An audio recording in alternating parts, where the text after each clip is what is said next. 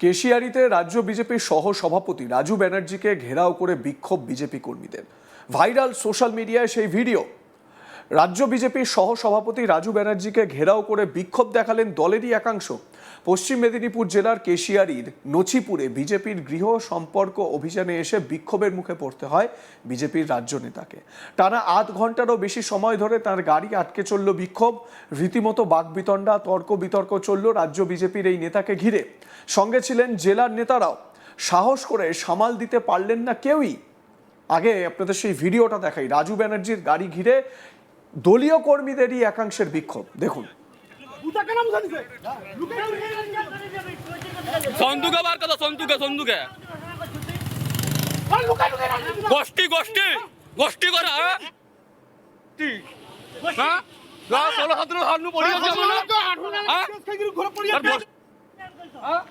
তুমি কি না করো তুমি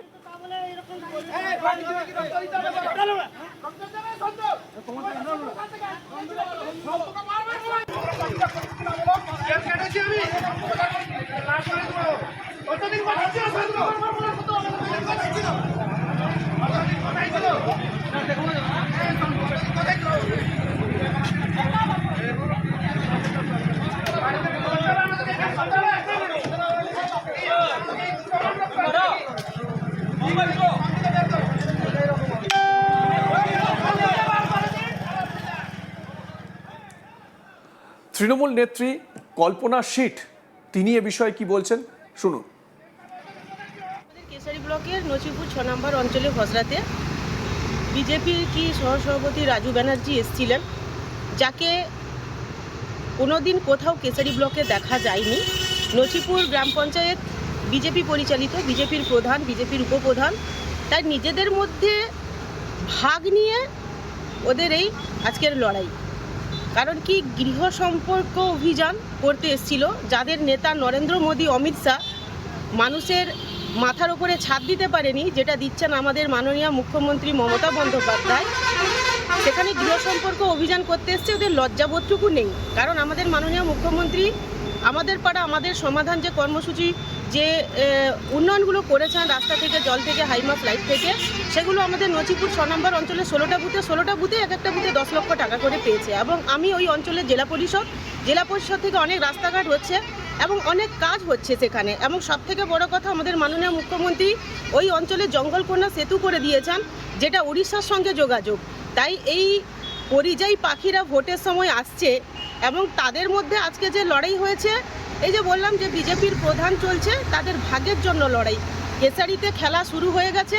2024টা শুধু সময়ের অপেক্ষা। মমতা বন্দ্যোপাধ্যায়ের মনোনীত প্রার্থী যিনি হবেন, তিনি বিপুল ভোটে কেশারি থেকে জয়লাভ করবেন এবং আমাদের 6 নম্বর যে গ্রাম পঞ্চায়েত 6 নম্বর অঞ্চলও 26-এর নির্বাচনে যিনি প্রার্থী হবেন তাকে বিপুল ভোটে লিড দেবেন। দলীয় সূত্রে জানা গিয়েছে রাজ্য বিজেপির সহ সভাপতি রাজু ব্যানার্জি বর্তমানে পশ্চিম মেদিনীপুর জেলা বিজেপির বিধানসভা নির্বাচনী পরিচালনার দায়িত্ব পেয়েছেন। এরপরেই বিভিন্ন বিধানসভার এলাকাতে গিয়ে কর্মীদের সঙ্গে বৈঠক করছেন। গত এক সপ্তাহ ধরেই তার সেই কর্মসূচি শুরু হয়েছে। বেশিরভাগ স্থানে গৃহ সম্পর্ক অভিযানে অংশ নিচ্ছেন কর্মীদের সঙ্গে। বসে যাওয়া কর্মীদের সক্রিয়করণের জন্য তৎপর হয়েছেন তিনি। নছিপুর অঞ্চলের ভসরার পূর্ব 81 নম্বর বুথে গৃহ সম্পর্ক অভিযানে গিয়েছিলেন তিনি। সেখান থেকে ফেরার সময় তার রাস্তায় হঠাৎ পুরনো বিজেপি কর্মীরা ওই রাজ্য নেতাকে গাড়ি আটকে ঘিরে বিক্ষোভ দেখাতে শুরু করেন। তাদের প্রত্যেকের হাতেই ছিল বিজেপির পতাকা। কেন তাদেরকে কোনো খবর না দিয়ে পুরনো বিজেপি কর্মীদের সরিয়ে বিজেপি পরিচালিত হচ্ছে, কেশিয়ারিতে তার জবাব চান ওই কর্মীরা। এতে অস্বস্তিতে পড়তে হয় রাজু বন্দ্যোপাধ্যায়কে। কেশিয়ারি 3 নম্বর মণ্ডলের মণ্ডল সভাপতি সহ রাজ্য নেতৃত্বকেও এর মুখোমুখি হতে হয়। বিজেপির স্থানীয় নেতা সনাতন মুড়ে বলেন, প্রত্যেকেই চায় দলের ভালো পদে থাকি। দলের কর্মী সংখ্যা বেড়েছে, তাই পদের বিন্যাস হয়েছে। পদ হারিয়ে অনেকেরই খুব বিক্ষোভ দেখাতে ইচ্ছে করছে বা সবাই অসন্তুষ্ট। এখানে গোষ্ঠীর সমস্যা নয়, দলের লোক সংখ্যা বাড়লে এই ধরনের মতপার্থক্য বাড়তেই পারে। বিজেপি নেতা সনাতন মুড়ে কি বলেছেন এ বিষয়ে শুনুন। আগে এই যে গোষ্ঠী কন্দল, এটা কতটা প্রভাব ফেলতে পারে? না, ভারতীয় জনতা পার্টির গোষ্ঠী কন্দল বলতে কিছুই নয়। দল যেহেতু বেড়েছে, লোকের সংখ্যা বেড়েছে, তার মধ্যে কিছু কিছু মানুষের টুকটাক ক্ষোভ বিক্ষোভ আছে বুথ স্তরের কার্যকর্তা। এখানে আপার লেভেলে রাজনৈতিকতার ক্ষোভ বিক্ষোভের প্রশ্ন নেই। বুথ স্তরে সবাই চায় বুথ সভাপতি হতে, সবাইকে তো দেওয়া সম্ভব নয়। তো সেক্ষেত্রে ক্ষোভ বিক্ষোভ থাকতেই পারে। তো দল বাড়লে ক্ষোভ বিক্ষোভ বাড়বে। যারা ক্ষোভ দেখিয়েছে তারা কোন গোষ্ঠীর? কোনো গোষ্ঠীর নয়, নিজেরাই। নিজেদের। ভোটের আগে এই ঘটনাকে কটাক্ষ করেছে কেশিয়ারির বিধায়ক পরেশ মুর্মু। তিনি কি বলেছেন শুনুন। রাজনৈতিক দেউলিয়াপনার একটা প্রমাণ আমরা এর আগেও দেখেছি। বিজেপির পার্টি অফিসে দলের রাজ্য সভাপতির ছবি নিচে রেখে যেভাবে পদদলিত করা হয়েছে এবং যেভাবে এরা বাংলার মানুষকে অপমান করেছে, যেভাবে বাংলাকে চোর বলে দাগিয়ে দিয়েছে, যেখানে বাংলার মহিলাকে অসম্মান করেছে।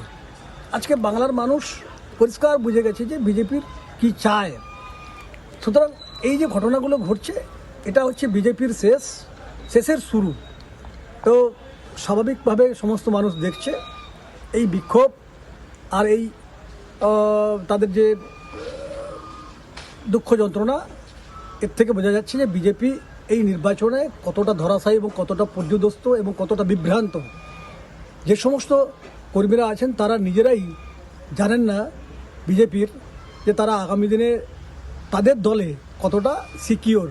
সুতরাং এদের আর কিচ্ছু নেই, দলের মর্যাদাও নেই, দলের কর্মীদের পাশে দাঁড়াবার মতো তেমন কোনো নেতৃত্ব নেই। শুধু খালি তৃণমূল কংগ্রেসের মানুষকে আক্রমণ করো, নেতৃত্বদের আক্রমণ করো, বলতে হয় তাই যা খুশি তা বলে দেয়। এদের মুখের ভাষা জ্ঞান অত্যন্ত নিম্ন রুচি মানের বা নিম্ন মানের।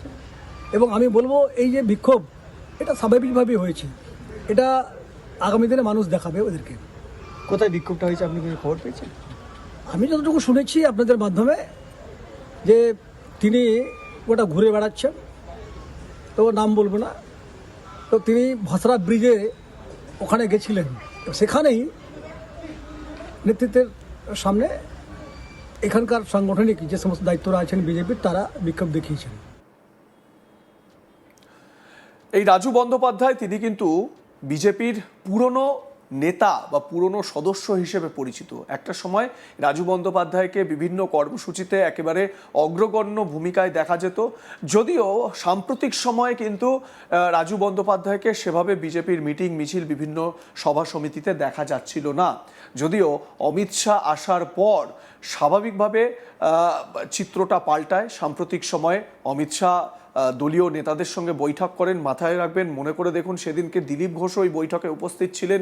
তারপরেও কিন্তু তার যে ভূমিকা দলে বৃদ্ধি পায় বা তার যে রোল, সেই রোল দলে বৃদ্ধি পায়। সেই রকমই রাজু বন্দ্যোপাধ্যায়ের মতো নেতারও ভূমিকা বেড়েছে দলে। কিন্তু এভাবে পুরনো কর্মীদের রোষের মুখে পড়তে হবে এটা বোধহয় রাজু বন্দ্যোপাধ্যায় আশা করেননি বা ভেবে দেখেননি। আপনাদের মতামত কি এ বিষয়ে জানাতে ভুলবেন না। দেখতে থাকুন আজ তাক বাংলা, সাবস্ক্রাইব করুন ইউটিউব চ্যানেলটি, বেল আইকন প্রেস করুন নোটিফিকেশন পেতে।